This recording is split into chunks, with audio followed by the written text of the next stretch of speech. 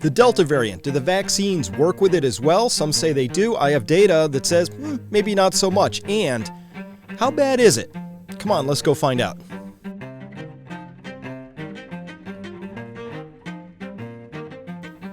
Hello everyone, Dr. Chris Martinson, episode 14. It's July 13th, I guess, 2021. We're going to talk about the Delta variant today. Again, remember we talked about it last time, but there's some really important information that needs to come out. In particular, my conclusion, if you only want to spend 10 seconds on this whole video, I don't think it's quite as bad as being advertised. But of course, we're going to use data to make that point. So let's go. What is the advertising? First, remember, last time on June 21st, episode 13, we talked about this thing, oh no, the Delta variant cometh, right? And they're worried about, experts are worried about these very dense outbreaks over here, and they said things like that. Now remember, as a reminder, what is the Delta variant? Something we worried about a little bit. Remember, there's this PRRA insert in the virus genome. It's right between the S1, S2 subunits of the spike proteins, which we've heard so much about. And that PRRA stands for 4 amino acids. The R and the R are arginines, and that cues a protease inside of your body to clip it there. And that clip function confers a lot of the ability of this particular virus, like many other viruses that have had that gain of function insert sequence, that little cassette of insert sequence put into them that allows those proteases to clip. That allows the entrance to happen. It goes into the cell more easily. And remember, the Delta variant is what's called the P681R. That means in that dreaded PRRA sequence, we now have RRRA because that P at the 681 position got turned into an R. So hypothesis time, I hypothesized last time, that makes it even more easily clipped by the protease, makes it even more easily able to get into the cell, which makes it more transmissible. That fits with everything we're seeing so far. But one of the cool things is that over time, viruses tend to become less lethal over time. And that hypothesis is now being confirmed by the data that we're actually seeing. So this Delta variant absolutely is way more transmissive, but we're going to show you data. It's not nearly as lethal. So far, that's what the data says. So we showed you stuff like this, Wall Street Journal was saying Delta variant outbreak in Israel affects some vaccinated adults. And it's a very scary sort of an article. But when we went to the data, we discovered, and again, I'm going to get my drawing tool out here. When we went to the data, we found out that, in fact, we weren't seeing really anything to talk about, like hardly any deaths down here. So good news. I think the vaccine is conferring some benefit in terms of fewer hospitalizations, fewer deaths. Good news. The coronaviruses tend to go right away in spring and summer anyway. Good news, this variant, the Delta variant, seems to be less lethal. So let's go there to that data. But first, let's take a tour through the fear porn that's coming out right now. An NBC article says COVID's Delta variant is highly contagious. Will the vaccines work against it? What do you mean work? At any rate, the conclusion subheadline on this piece, if you didn't want to read the article, says, experts say that if people are waiting for a magical moment to get vaccinated, this is it.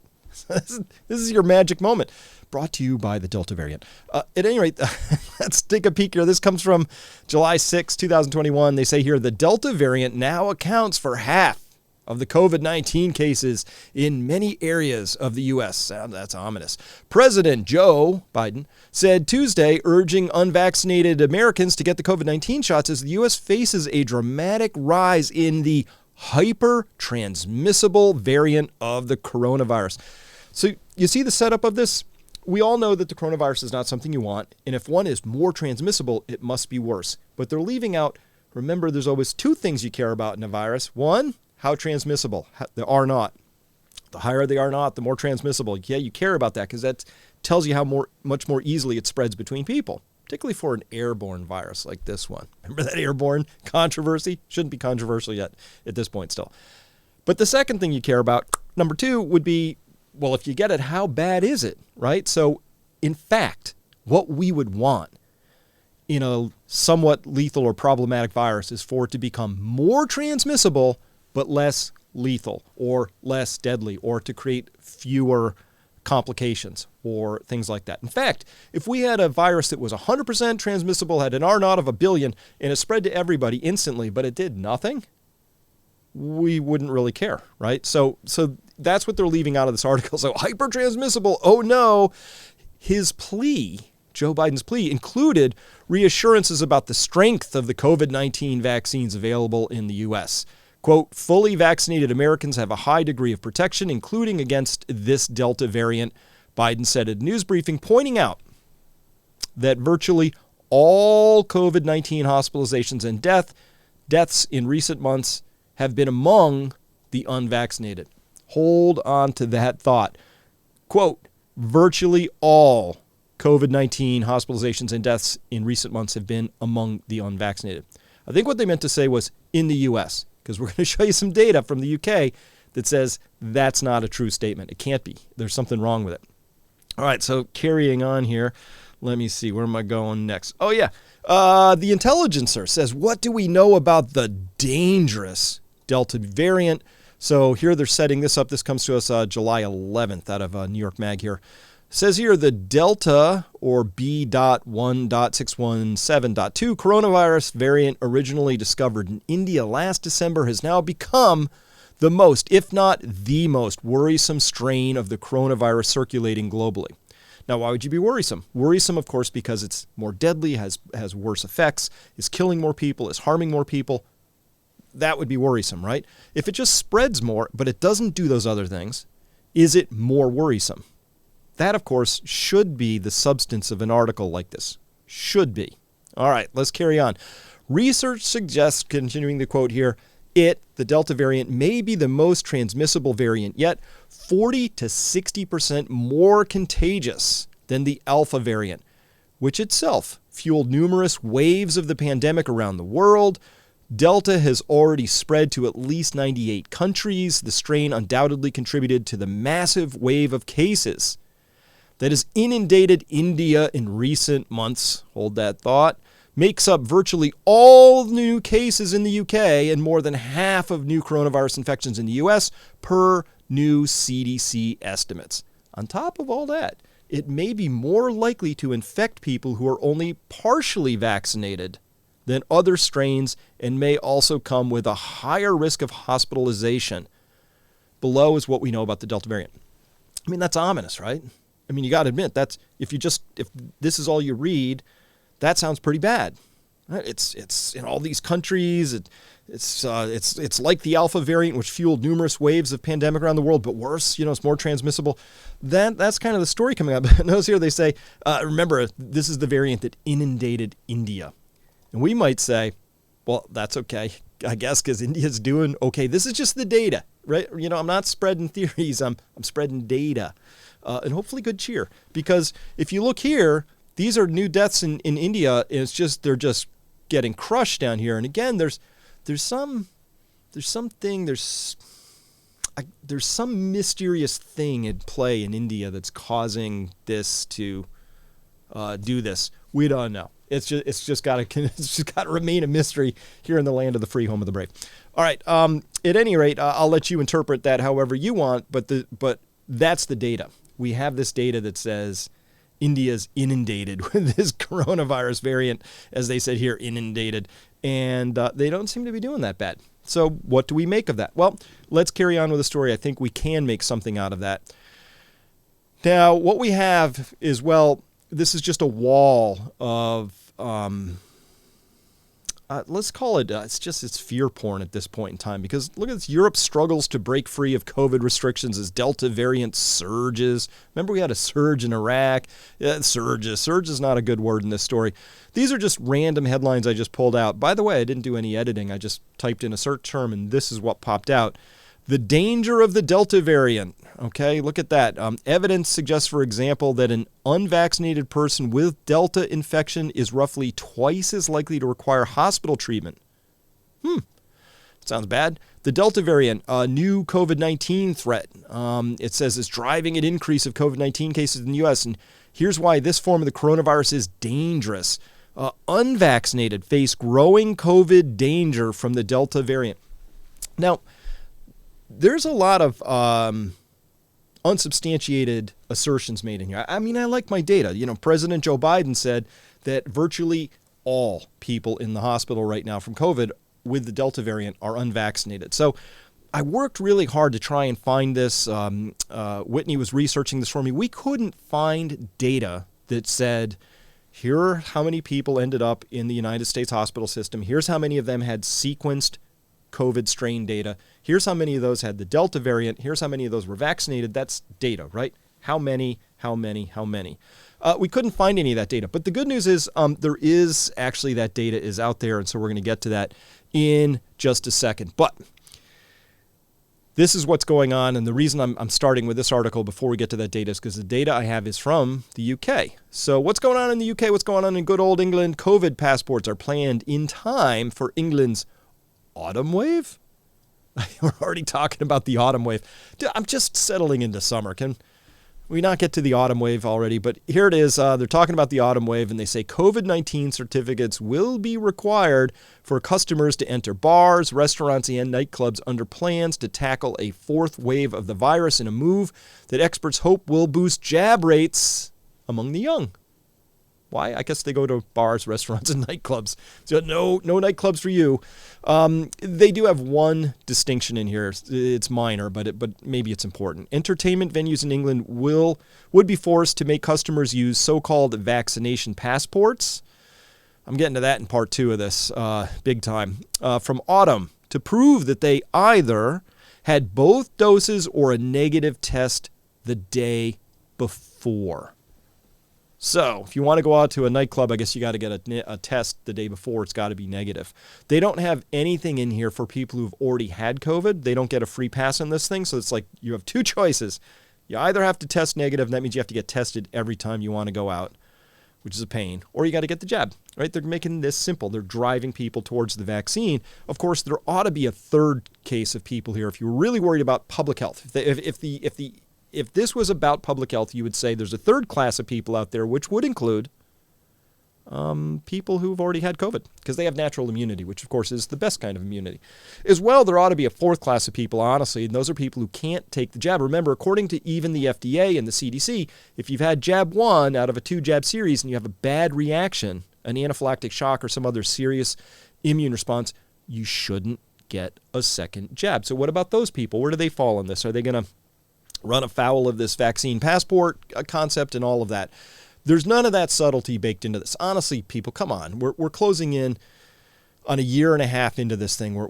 We have all the data we need. We can have the sophistication for this. We can say that there are people who really don't need to be jabbed in order to be safe, or there are people who can't be jabbed. And so what are we going to do? Marginalize all these people?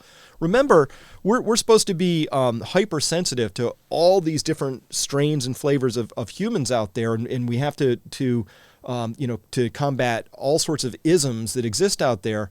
We're supposed to be very, very subtly aware of people's personal use of pronouns, for instance, right? Without going into that too much more deeply, how is it that we're going to do that, but we're not going to be interested in understanding the subtlety of people who either can't or don't want to get the vaccination, or have had a bad experience with it already, or have already had a round of COVID, so they don't need one, and or they're people who have legitimate concerns for why they would be a particular bad candidate for this, even if they haven't already had a bad experience with jab 1, right? There are people out there. We know that sometimes these vaccines do tend to emerge underlying health conditions for people, right? And so there are people with strong underlying health conditions who might say, I'm a little nervous about this. I'd rather not go down that path. So, but you know what? I like data. So let's go to the data now and take a quick peek at this. The best Delta data we have so far comes to us out of Public Health England. This is, I got the link right there. You can see the link down below. And we talk here about this paper right here. It's a technical briefing. This is the 18th. They put a lot of them out here. And this one is SARS-CoV-2 variants of concern and variants under investigation in England. By the way, this was a late report. I've been tracking these reports when they come out. They come out with great regularity. This one was slow to come out. And there was some question about that. And then when it finally came out, I think I understood why it was a little slow to come out. So first, Some really good data. Sorry that I'm cutting off part of this table, but just take me out of the picture. That makes it easy. So the title I have here is Good News, Delta is Less Lethal. Here's why. Table 3, number of confirmed, and they did this by sequencing cases, and probable, so they did genotyping, so they have confirmed and probable. As of July 5th, 2021, these are all the variants down this side right here. You got your alpha, your beta, your delta, your eta, gamma, kappa, lambda, blah, blah, blah. We're talking about the delta today and why it's, it's got a huge number of cases. So the alpha, which is the predominant strain, 220,000 confirmed cases. Delta is already up to 82,000 confirmed cases. Probable was only 5,000 here in the case of the alpha, but 87,613 probable for a grand total of 170,000 total case numbers for delta.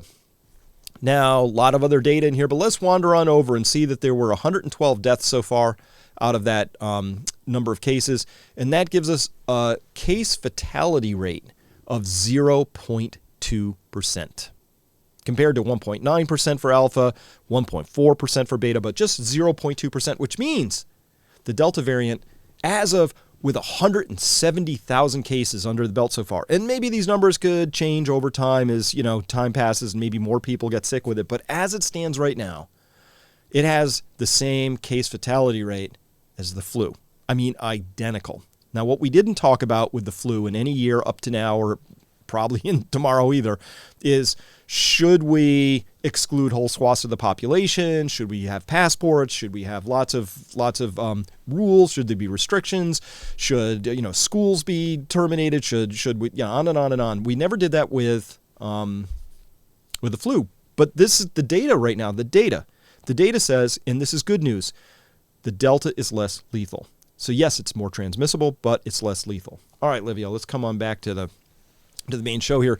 All right. So this right here is also from that same report, page 17. This is the money shot right here. This is the amazing part right here. So let's go through this table really carefully. First, they have age groups, and they've broken them into under 50 and over 50. And then there's the total number of people that were involved in this case. And then they had cases with specimen data in the past 28 days, and this we can just ignore this column. Ignore this whole column. There's nothing here. NAs. The vaccination status unknown. Very few people in this case. 17 in this one, 34, 4-2. Nothing really to worry about. So there's two big buckets here. Those who have been vaccinated and those who haven't. In the green over here, with all these green swipe marks, you were either, first, you were under 21 days of post-dose 1. So you had dose 1, but it's less than 3 weeks after that. So that's this column right here. Or you had more than 21 days after your first vaccination, or you'd received 2 doses. So they broke these vaccinated people into those 3 categories. Less than 3 weeks after your first dose, more than 3 weeks after your first dose, or you got both doses. And then there's unvaccinated. So this first big block of rows here is in emergency care resulted in overnight inpatient admissions, okay? So as we look at this, we see that the unvaccinated did not fare well. They got admitted to the hospital. There's 651 out of 852 got admitted. And that's comparing it to these numbers here, which is 71 and 80 and 33. So whatever that adds up to 150, maybe 180. So maybe 180 under 50-year-old people ended up in the hospital who had been vaccinated at least within 3 weeks of first dose. So the unvaccinated fared poorly. So strong data here to suggest that if you are vaccinated and you're under 50, you end up in the hospital less often than somebody who's unvaccinated with the Delta variant. However, when we go to over 50, things get a little murkier here. This is where things get troublesome from a easy understanding standpoint. I don't like under 50, over 50. It's not a great dividing line because we know that the mortality of COVID is exponential with age, doubling roughly every 7 years. That's a big deal. So over 50 is not as helpful as saying 50 to 55, 55 to 60, 60 to 65, and on, but it's what we got. It's better than nothing. Best COVID data on Delta we got. Out of 307 total cases, only 82 of them were in the unvaccinated. The larger lion's share of those were actually in the vaccinated. So more people over the age of 50 who were vaccinated ended up in the hospital than people who were not vaccinated. So that's not great data here for the Delta and the vaccinated status. But maybe that's a fluke. Let's go to the second set of rows where it says cases where presentation to emergency care resulted in overnight inpatient admission. So again, under 50, we had what, 1,300? I can't read through that blue really easily. What was that, 1,283? Yeah. So we have like a lot of patients under 50. 967 of them were unvaccinated. Very few of them were vaccinated. That's 100, 220, maybe 260. So if you're vaccinated, you're under 50, much less chance of ending up in the hospital overnight as compared to unvaccinated. However, if you're over 50, that reverts and inverts again. Here we see 11 and 140 and 265, so that's 310, 20 or so ended up in the hospital who were over 50, and just 195 who were unvaccinated over 50 ended up in the hospital overnight. And then we get all the way down here to the last set of rows, deaths within 28 days of positive specimen date. Again, I'm not a huge fan of that way of assigning a COVID death, but it's what we got. And here we find, again, that if you are under the age of 50, you have a much higher chance of dying. But if you are over 50, much higher chance of dying if you're unvaccinated. Let me finish that sentence. But if you're over 50 and you're vaccinated, you have a much higher chance of dying than if you're unvaccinated. That's what the data says. So that's all very confusing. Let me help you. We're just going to put some numbers to that. 69% of the people over the age of 50 who were vaccinated died, compared to 31%. 69%, of the total amount who did die. So that's 200 and some odd deaths. Again, let me back up. Let me be totally clear. This has a very low case fatality rate. So this is 200 and what number we got there? 31? Yeah, 231 people out of 170,000 people who got, had a detected COVID infection with the Delta variant. But of the people who did die, more people who were vaccinated than unvaccinated died, 69% to 31. So that's the data we have right now. And if we went further and assigned percentages to these top numbers, if you were under the age of 50, again, just 26 deaths out of 170,000 cases, which is just minuscule, almost, that is a tiny, tiny, tiny percentage. Of those who did die, which was just 26, 81% of them were unvaccinated compared to vaccinated. Again, I wish they did something more sophisticated than under 50, over 50. The buckets are just too large to really be helpful. But it's what we got. So that's really the data that we've got. The summary of that so far is that according to the UK data, the Delta variant is a lot less lethal, with a case fatality rate of just 0.2%. Good news. That is great news. More perplexing is that for those who are vaccinated who are over the age of 50, your odds of being harmed or dying, in this case, are actually higher. Your odds of ending up overnight in the hospital are actually higher if you're vaccinated and over 50. So that complicates the story. I'm not quite sure what to make of that. I'm sure that explains at least part of the reason this report was delayed in its release, because takes a while to sort of understand that. All I'm going to say about this is that this deserves a lot more investigation. I think it's irresponsible, however, for people in the United States, and I've heard this from Fauci, I've heard this from Biden, I've heard this from Biden administration people, I've heard this from newscasters on CNBC, I've heard this all over the place, actually, that the vast majority of the cases that are in the hospital in the United States are among the unvaccinated. Now, how can that be? We're using the same vaccines as the UK, but in the UK, it's not that clear of a story. In fact, for the over 50 crowd, which are the people who should have been vaccinated first, the odds of ending up in the hospital are much, much higher. So we need to understand, is that a legitimate difference? Are they doing something wrong in how they're characterizing this in the UK?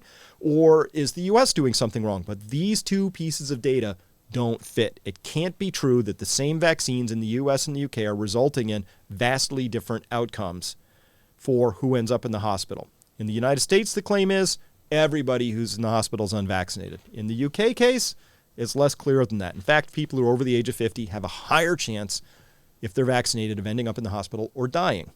Those two pieces of data don't fit. I'm actually going to trust this data as being accurate until I get better data. I don't trust assertions. I don't trust officials. I don't trust proclamations. I don't trust statements. I don't trust newscasters because they've not been trustworthy up to now. I like the data. So here's the data. I think this tells a really interesting story about that. So happy conclusion. Guess what? The Delta variant is a lot less worrisome. And by the way, this is total daily deaths across the globe. We've been seeing this for a while. That would comport with the idea that the Delta variant is less lethal. This is the table where I've pulled it out from that UK study showing that the case fatality rate is just 0.2% as compared to the 1.9% in the alpha and the 1.4% in the beta. Okay, so a lot less lethal. That's the good news. So this is great news. I don't think any of this really supports the idea that we have to really double and triple down and that we're going to have vaccine passports and that we're going to have to, really lock things down again. The data doesn't support that. But I'll just tell you this anecdotally. Everywhere I've gone, I just came off of a short mini vacation. Roads are packed. People are going everywhere. I don't see a lot of masks in the stores. People have gotten back on with living their lives. I think that's a good thing. I never lived in fear, and I hope you didn't either, of dying from the flu. Was it a risk? Sure, it was a risk. But it's got about the same risk now as this Delta variant, which is now all over the place, and I'm not that worried about it. Personally, I'm just not. 0.2% doesn't say to me that I should live my life in fear and that I ought to be willing to engage in other sort of risky things like take, increasingly wackadoodle, fully untested medical experimental devices. I think what we need is we all need to take a deep breath. We just sit back and go, how much are we willing to upend our lives in terms of privacy or certain rights in order to combat something with a case fatality rate of 0.2%? That's a conversation we really ought to be having, and that's a conversation I like to have, particularly at Peak Prosperity. We're going to have a lot of those conversations. These are all the ways you can follow us. These are all the ways you can support us. But I've got a really explosive, for me, part 2 to this whole thing where I think I understand what's actually going on. And we're going to talk about that. And you're going to be able to find that if you haven't already, if you're not a member at Peak Prosperity, by clicking this link right here. And this will take you over to our website and you can figure out how to join us there. By the way, a lot of this is going to have to be, again, behind a paywall, which I apologize for. I'm very sorry about that because the things I'm going to be talking about are the kinds of things that could get me obviously censored. It's happened to people much larger than myself in terms of reach and all of that and popularity. So that's the world we live in. I do think there's something very, very important happening right now. Love to have your input and engagement on that. So come on by Peak Prosperity if you want. Otherwise, I'll see you here next time and we'll have another report. But for now, please don't fear the Delta. Looks to me more transmissive, less lethal. See you next time.